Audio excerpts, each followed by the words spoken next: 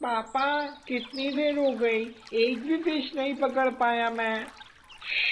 शोर मत करो, वरना जो आने वाली मछलियां हैं वो भी भाग जाएंगी। पापा ऐसे चुपचाप बैठे बैठे बोर हो गया मैं तो, एक स्टोरी ही बता दो। ये अच्छा तरीका है तुम्हारा, बोर हो गया तो स्टोरी बता दो। बताओ ना पापा, बताओ ना प्लीज। ओके ओके, ये कहानी द्वापर युग की है। पता है ना हमारे यहाँ कितने युग हैं? सतयुग, त्रेता युग, द्वापर युग और कलयुग। राइट। एक बार द्वापर युग के दौरान एक राजा था, उसका नाम दुष्यंत था। राजा दुष्यंत ने जंगल में शिकार करते हुए एक हिरण का पीछा किया। अचानक जंगल में उसकी नजर एक महिला पर पड़ी। वे सोचने लगे कि इतने भयानक जंगल में एक कन्या क्या कर रही है। राजा ने उस कन्या से पूछा कि वो कौन है और इतने घने जंगल में क्या कर रही है। उस कन्या ने जवाब दिया, वे ऋषि कणव की पालक संतान शकुंतला है और वो उन्हीं के आश्रम में रहती है। वे दोनों एक दूसरे के मित्र बन गए और जंगल में इधर उधर भ्रमण करने लगे, हंसी मजाक करने लगे और फिर उन दोनों में प्रेम हो गया। लेकिन राजा दुष्यंत को वापस अपने राज्य जाना था। दुष्यंत ने उसे अपनी शाही अंगूठी दी और ये वादा किया कि वो उसके लिए वापस आएंगे। शकुंतला अपना हर दिन दुष्यंत के सपने में बिताने लगी और उसका इंतजार करने लगी। एक दिन ऋषि दुर्वासा, जो अपने तेज स्वभाव के लिए जाने जाते थे, यहाँ तक कि देवता भी उनसे डरते थे, ऋषि कणव से मिलने आए। शकुंतला हमेशा की तरह अपने प्रेमी के बारे में दिवा स्वप्न देख रही थी और उसने ऋषि को नहीं देखा। दुर्वासा ने इसे अपना अपमान समझा और श्राप दिया, तुम्हारे सपनों का प्रेमी तुम्हें भूल जाएगा। शकुंतला को इस बात का आभास नहीं था और वो अपने सामान्य सपनों की दुनिया में थी।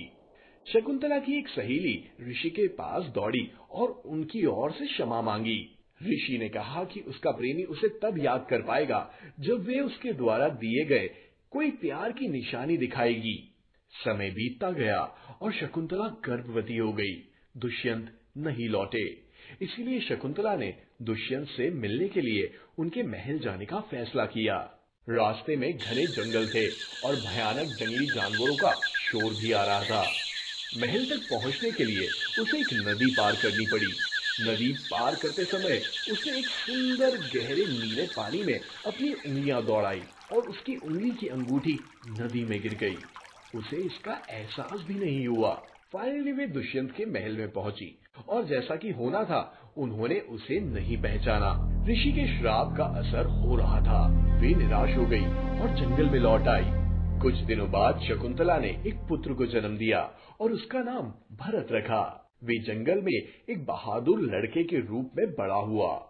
कहीं दूर नदी के किनारे एक मछुआरे ने एक मछली पकड़ी और उसे जब काटा तो मछली के पेट में थी अंगूठी। मछुआरे ने अंगूठी पर लगी शाही मुहर यानी निशान को पहचान लिया और उसे राजा के पास ले गया। राजा ने मुहर को देखा और उन्हें अचानक उसे शकुंतला की याद आने लगी। वे जंगल की ओर भागे। जब वे जंगल में पहुंचे तो वो उसे कहीं नहीं मिली और आश्रम का कोई निशान भी नहीं था।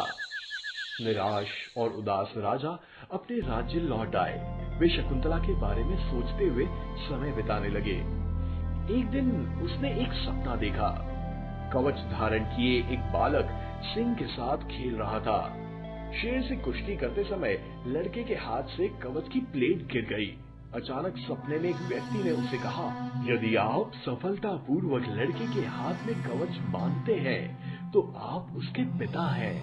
यही सपना राजा को बहुत बार आने लगा। वो चैन से सो भी नहीं पा रहे थे। एक दिन असुरों ने स्वर्ग पर आक्रमण कर दिया और देवता पृथ्वी के राज्यों को युद्ध में मदद करने के लिए स्वर्ग ले गए। उनमें दुष्यंत भी थे। देवों ने युद्ध जीत लिया। स्वर्ग के राजा इंद्र ने दुष्यंत को धन्यवाद दिया। इंद्र ने दुष्यंत से स्वर्ग के चारों ओर देखने को कहा। दुष्यंत स्वर्ग के चारों ओर देखने लगे और अचानक उन्होंने देखा कि कवच पहने एक लड़का शेर के साथ खेल रहा है। अचानक लड़के के हाथ से कवच की प्लेट गिर गई और राजा को अपना सपना याद आ गया। वे लड़के की ओर दौड़े और कवच की प्लेट को सफलतापूर्वक उसके हाथ में बांध दिया। दुष्यंत ने कहा, मैं तुम्हारा पिता हूँ।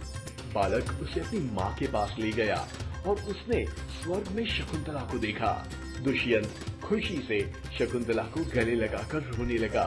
शकुंतला पृथ्वी पर स्वर्ग की अप्सरा मेनका और ऋषि विश्वामित्रा की पुत्री थी। इसीलिए मेनका ने शकुंतला को जब उदास देखा तो उसे और भरत को स्वर्ग ले आई। इस प्रकार संयुक्त परिवार स्वर्ग से खुशी खुशी पृथ्वी पर लौट आया। चलो हो गई स्टोरी खत्म और मछली पकड़ना भी। अंधेरा होने को है, चलो अब घर चलें।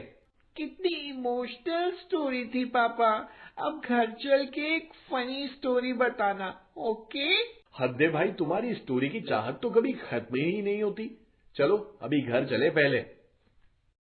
प्यारे मित्रों, अगर आपको हमारा ये पौराणिक यानी हिस्टोरिकल कहानियों की सीरीज अच्छी लग रही है तो प्लीज चैनल को लाइक, सब्सक्राइब और शेयर जरूर करें। और हाँ, बेल आइकन के बटन को भी जरूर दबाएं ताकि जैसे ही कोई नई स्टोरी रिलीज हो तो आपको नोटिफिकेशन मिल जाए और आप एक भी कहानी मिस ना करें। धन्यवाद।